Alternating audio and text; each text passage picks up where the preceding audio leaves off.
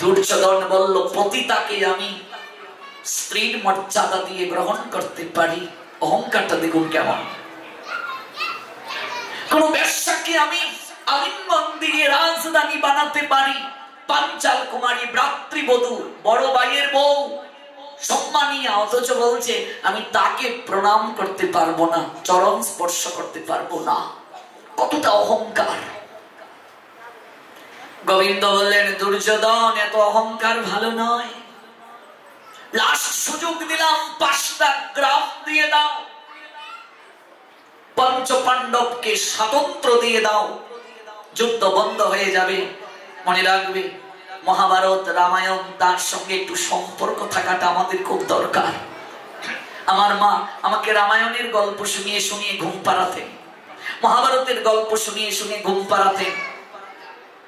এখনকার মায়েরা মোটু পাতলু দেখিয়ে দেখিয়ে সন্তানকে খাওয়ায়, মোটু পাতলু নাট বল্টু দেখিয়ে দেখিয়ে সন্তানকে ঘুম পাড়ায়। সেই সন্তানের নাট ডিল হবে না তো টাইট হবে। সন্তানকে কার্টুন দেখিয়ে দেখিয়ে খাওয়ায়। বাচ্চা সন্তানকে অ্যান্ড্রয়েড দিয়ে দেয়, স্মার্ট মোবাইল দিয়ে দেয়। এক জায়গায় এক জেলায় বাচ্চা কথা বলে না, ডাক্তারের কাছে নিয়ে গেছে। ডাক্তার বলছে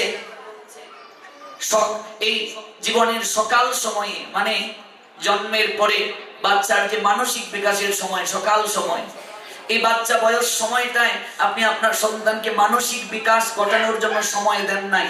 এই সময় বাচ্চাকে শেখাতে হয়, জানাতে হয়, বুদ্ধির বিকাশ ঘটাতে হয়। আর আপনি এই সময়টাতে বাচ্চা কান্না করে বলে আপনি স্মার্ট মোবাইল তাকে দিয়ে রেখে দিয়েছেন। এখন এটার যে ক্ষতিকর তেজস্ক্রিয় রশ্মি আপনার সন্তানের উপর পড়েছে, আপনার সন্তান এই জন্য কথা বলে না। ভাবুন, অনুভব করুন, বাচ্চা বয়স, নাক টিপলে দুধ বের হয়, তার হাতেও স্মার্ট মোবাইল।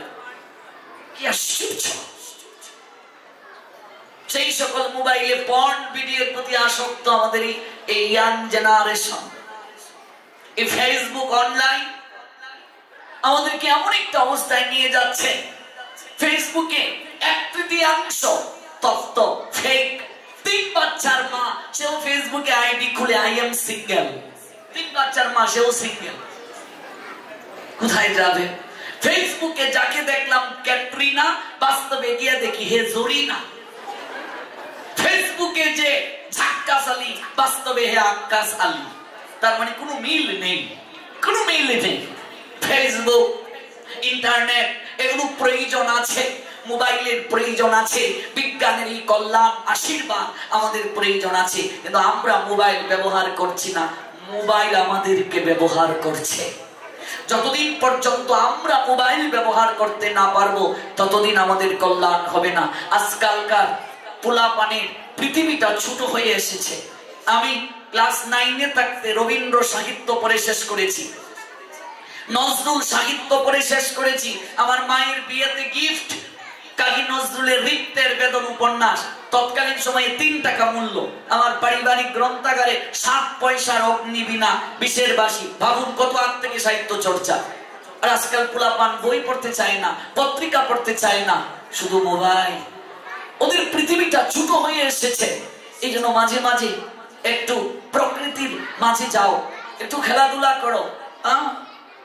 এক মাতাজি তার বোনকে কল দিয়েছে, বলছে সৌম্য কোথায় রে? সৌম্য একটা ছেলে, বলছে সৌম্য ক্রিকেট খেলছে। বলছে মা, তোদের এখানে তো কোনো মাঠ নাই, কোথায় ক্রিকেট খেলে? কোন মোবাইলে ক্রিকেট খেলছে। পৃথিবীটা আমাদের ছোট হয়ে এসেছে।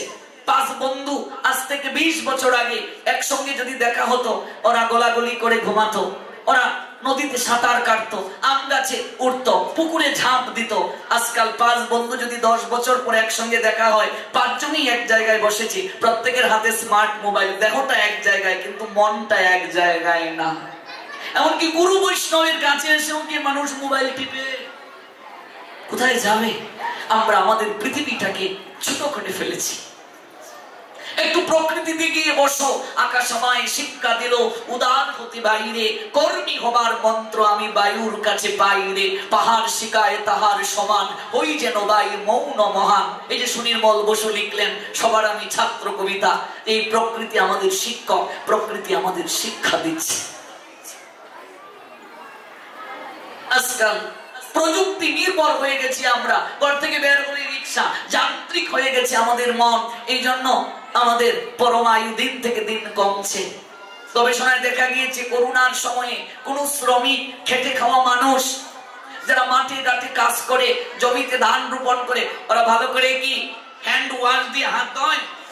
হ্যাঁ, কাদামাটি লেগে আছে, একটু জলের মাঝে হাতটা ধুয়ে খেয়ে নেয়। আমরা তো এসিতে থাকি, বাড়িতে এসি, গাড়িতে এসি, বারবার হাত ধৌত করছি হ্যান্ড ওয়াশ দিয়ে। অথচ গবেষণায় দেখা গিয়েছে করোনার সময়ে প্রায় 100 ভাগের মাঝে 80 ভাগ করোনা হয়েছে পোল্ট্রি মুরগির মতো যারা কর্মহীন, তাদের হয়েছে করোনা বেশি। কারণটা কিসের কারণ? একটাই কারণ, কর্মক্ষম নয়, আমরা কর্মহীন হয়ে গেছি আমরা। এই জন্য আমি তরুণ প্রজন্মকে বলবো, আমার পাঠ শুনে হাজার হাজার বিপদগামী ছেলে পিলে যারা প্রেমে ছ্যাঁকা খেয়ে জীবনকে নষ্ট করেছিল। এক জায়গায় একটা ঘটনা বলি, বিষ খেয়ে নিয়েছে, কুবরের জল গ্রামে, তার মা খাইয়ে দিয়েছে, বমি যেন করে, তাড়াতাড়ি হাসপাতালে নিয়ে গিয়েছে। গিয়ে বলছে, বাবা রে, সোনা রে, আমার মনা রে, তুই এই কাজটা করতে পারলে একটিবারও কি তোর মায়ের কথা মনে হলো না? এই সোনালির জন্য এই কাজ করলে, সোনালি নামে কেউ থাকলে আমার ক্ষমা করবেন, ওই মেয়েটা যাকে ভালোবাসতো তার নাম সোনালি। বন্ধু এসে বলছে, দোষ, এটা তুই কি করলে? সোনালি চলে গেছে, তাতে কি? রূপালীকে এনে দেব, রূপালী চলে গেলে মিতালি আছে, মিতালি শেখা দিলে কাকলি, কাকলি গেলে সৈতালি, অভাব আছে নাকি? বিষ খাবি? ওরে, কোনো আলী তোকে সান্ত্বনা দিতে পারবে না রে। জীবনের মহিমা কি যদি না বুঝতে পারিস?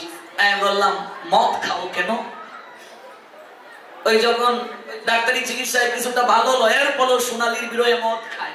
আমি বললাম, মদ খাও কেন? ওই আমার তার সঙ্গে দেখা হলো, বলছে, প্রভু আপনি এগুলো বুঝবেন না। আমি বলছিলাম, কেন বলো, একটু বোঝার চেষ্টা করি। বলছে, আপনি এই জগতের না, বুঝবেন না, আমায় সোনালি শেখা দিয়ে চলে গেছে। বললাম, তো এই যে মদ খাও, সোনালিকে ভুলে থাকতে পারো? সোনালি নামে কেউ থাকলে বলবে, আমার ইজ্জতটা প্রভু মেরে ফেললো। আমি বললাম, মদ খেয়ে ভুলে থাকতে পারো? বলছে, যতক্ষণ নেশা থাকে ততক্ষণ ঘুরে থাকি, নেশা কেটে গেলে আবার সোনালির কথা মনে হয়। আমি বললাম, শোনো, ওই মদ, ওই নেশা তোমায় সোনালিকে ভুলাতে পারবে না, ওর থেকে বড় নেশা আমার কাছে আছে। বলছে, বলেন কি? বলছে, হ্যাঁ, 7 দিন ভাগবত পাঠে তুমি প্রথম দিন থেকে 7 দিন পর্যন্ত শুনবে, তারপর তোমার কি করণীয় আমি বলে দেব। 7 দিন পাঠ শোনার পর আমি বললাম, কি বুঝলে?